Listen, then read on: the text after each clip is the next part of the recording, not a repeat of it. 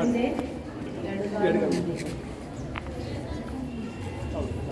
ನಾನು ಶ್ರದ್ಧಾಪೂರ್ವಕವಾಗಿ ಪ್ರತಿಜ್ಞೆ ಮಾಡುತ್ತೇನೆ. ನಾನು ಎಲ್ಲಾ ರೀತಿಯ ಮಾದಕ ದ್ರವ್ಯಗಳ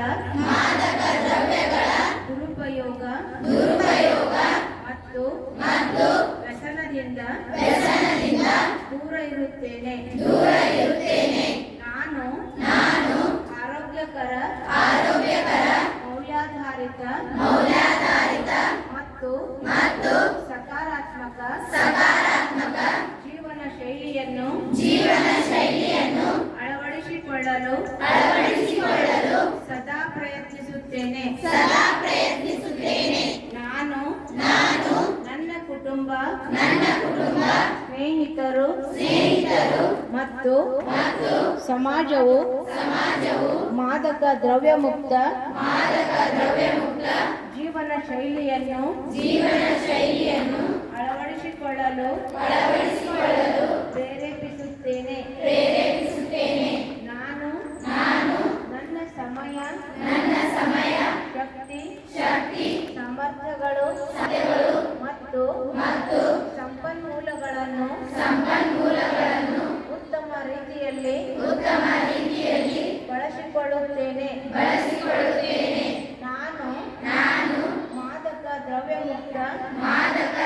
ಮುಕ್ತ ಆರೋಗ್ಯಕರ ಮತ್ತು ಅಭಿವೃದ್ಧಿ ಹೊಂದಿದ ಭಾರತದ ನಿರ್ಮಾಣಕ್ಕೆ ಸಕಾರಾತ್ಮಕವಾಗಿ ಕೊಡುಗೆ ನೀಡುತ್ತೇನೆ. ಜೈ ಹಿಂದ್, ಜೈ ಕರ್ನಾಟಕ ಮಾತೆ.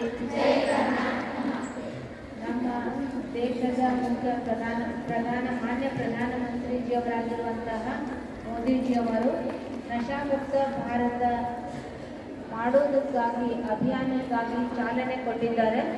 ಅದರಂತೆ ನಮ್ಮ ನಾಡಿನ ಮಹಾನ್ ಶರಣರಾಗಿರುವಂತಹ ಇಳಕಲ್ ಅಜ್ಜನವರು ಆಗಸ್ಟ್ 1ನೇ ದಿನ ಅವರ ಜನ್ಮದಿನವನ್ನು ನಶಾಮುಕ್ತ ದಿನವನ್ನಾಗಿ ನಾವು ರಾಷ್ಟ್ರದಾದ್ಯಂತ ಮತ್ತು ಕರ್ನಾಟಕದಾದ್ಯಂತ ಆಚರಣೆ ಮಾಡ್ತಾ ಇದ್ದೇವೆ.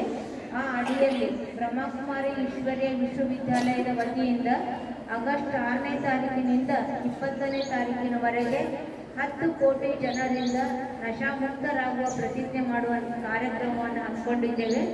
ಆ ನಿಮಿತ್ತವಾಗಿ ತಮ್ಮ ಶಾಲೆಗೆ ಆಗಮಿಸಿದ್ದೇವೆ. ತಮ್ಮಲ್ಲಿ ಯಾವುದೇ ಚಟಗಳಿಲ್ಲ, ತಮ್ಮ ವಿಚಾರ ಬರ್ಬೋದು, ನಮಗೆ ಯಾಕೆ ಈ ಪ್ರತಿಜ್ಞೆ ಅಂತ. ತಮಗೆ ಚಟಗಳಿಲ್ಲದೆ